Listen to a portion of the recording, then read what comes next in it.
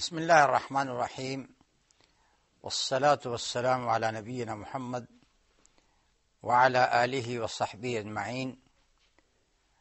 Dear viewers in Islam, Assalamu alaikum wa rahmatullahi wa barakatuh.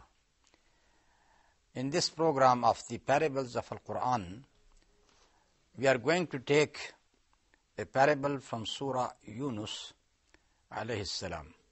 Now this parable is also about the earth itself. When the rain water strikes that earth and then it starts growing, it starts bringing out all its vegetation. Now this type of parable is given many times in Al-Quran, but with different shades and different colors and with different lessons derived from it. One of the lessons which is derived from it is like rainwater is just like revelation, and this revelation is going to help the people to have faith in Allah subhanahu wa ta'ala. Sometimes this parable is given to show that as Allah gives the life to the dead soil, after it was totally seems to be dead, Allah subhanahu wa ta'ala gives a new life to it with the water. In the same way, Allah is going to give life to the dead on the day of resurrection. That is again another shade which we can understand. But this one which is we are going to read now, that speaks about the worldly life and how swiftly, how quickly it passes away. People think that this life is everything for them, but it is very quick to pass. And then what is going to last? That is their good actions, which will bring them the paradise or Al-Jannah. So let us take this example first. This ayah, which is number 24 of Surah Yunus, which is the 10th surah of Al-Quran.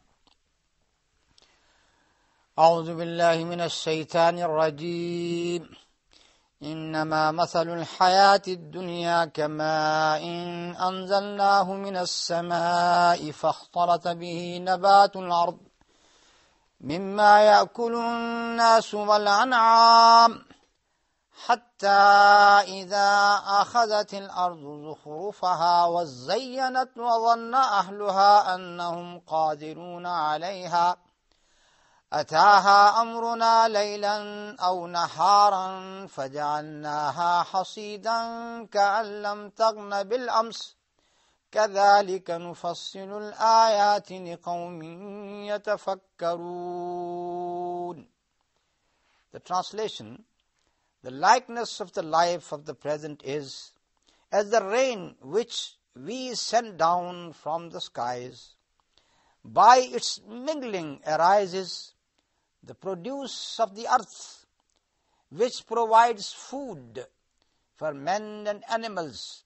It grows till the earth is clad with its golden ornaments and is decked out in beauty. The people to whom it belongs think they have all powers of disposal over it. There reaches it our command by night or by day, and we make it like a harvest clean mown, as if it had not flourished only the day before. Thus do we explain the signs in detail for those who reflect. So the picture is very clear. Here is the worldly life and the example, that worldly life. That is the example of the earth. When it got the rainwater, the womb of the earth, by getting this water, which mingles with the clay, the earth starts growing its plantation. And then you see everywhere green pastures on the land. And people, when they see that sight, they are pleased. Don't you see that some areas which are totally desert, with that water, they turn into orchards, into gardens, into green pastures, And people, when they visit these places, they are astonished that how that desert has turned into gardens. People like such things. And this is what is very beautifully depicted in these ayat, that when the earth takes its ornament. Look at the word zukhrufaha. Zukhrufaha, that means ornament. What is the ornament of the earth? What is the beauty of the earth? These green pastures and orchards and trees. And when the people see it, they say, oh, someone is saying, this is mine, this is my garden, this is my place. And they think that they are going to enjoy it forever. But they don't know that with just one command of Allah subhanahu wa ta'ala, it comes a hailstorm or a tornado or a cyclone hits that orchard and destroys it completely. And the man is left without anything. What is the example here? The example is that this worldly life is going to pass very quickly and very swiftly. Don't recline upon it. Recline upon such things which are going to last forever. Those things which you advance in the form of good deeds to Allah subhanahu wa ta'ala. About this world, many parables are given even in other literature. And I here wants to mention some of these parables which are given in some old ancient books. The example of this worldly life and how the people are fascinated with this life, though it is nothing. The example is of a person who is traveling into a desert. He wants to reach his destination. At once he discovers that he has been chased by a lion. Now this person starts running to escape from the lion. He is looking for any place where he can hide himself. He discovers at once a well in the desert. And then there was a tree which was just on the edge, which was standing on the edge of the well, and some of its branches were hanging in the well. Now this person, what he does, he jumps into the well, and then he takes hold of one of the branches of the tree. Now look at this person. Look at the picture of that person. The person who is running away from the lion, and he is seeking any place of safety. Now he ends up by clinging to a branch of tree hanging in the middle of the well. Now this person looks down. What does he see? He sees a big python in the depths of the well. And when this python has seen this fabulous person hanging above it, it has just opened its mouth, and it is waiting when this person is going to fall and provides him with a big feast.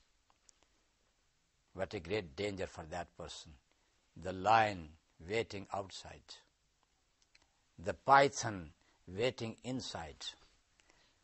And he discovers another danger. The branch to which he was clinging, he witnesses that there were two rats, one white, one black, biting the very same branch with which he was clinging, biting it with their very sharp teeth. What it means that this branch is going to be cut any time. And if it is cut, he is going to fall into the mouth of the python. The person is surrounded with dangers. The lion outside, the python or the snake inside. And the only hope with him is that branch which is going to be cut at any time by these two rats.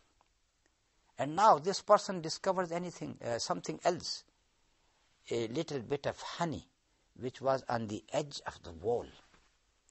When the person sees that honey, he forgets all the dangers. He forgets the lion outside, the snake inside, the two rats cutting the only string and hope of his life. He forgets all these things and he says, oh, what a good enjoyment. And he starts licking that honey. This is the picture which is given in that parable. And what is the meaning of all this? The man is every person in this parable. The lions, it means all those dangers which are chasing you, all those events of dangerous nature which happens to you in your life. You are running away from them. You don't want a loss in your trade. You don't want any destruction in your house. You are running from them. But what is the python? Python is his death. Anytime he would fall into that mouth of the python. What is that branch? Branch is his life, his age. What are these two rats, black and white? They are day and night. With the passage of each day and night, your lifeline is going to be reduced. And one day it is going to be cut completely. And then what is that honey? Honey is this world. Honey is the money. Honey is the wealth. Honey is those things which you think that you want to enjoy. And because of that, you forget all the real dangers which are surrounding you.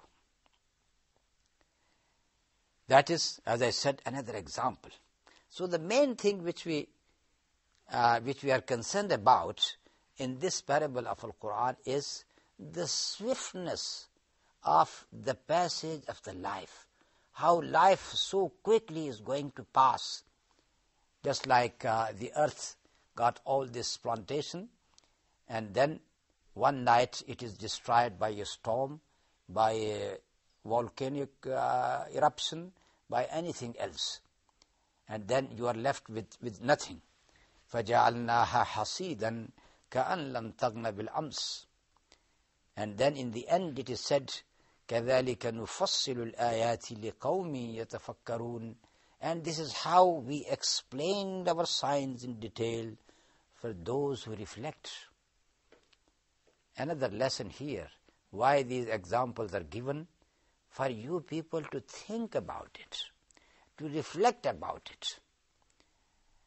Anything which happens in this planet around you, there is a lesson there for you to learn. If you don't learn that lesson, it means that you got no mind at all. And with this we come to the end of this episode. Wassalamu alaikum wa rahmatullahi wa barakatuh.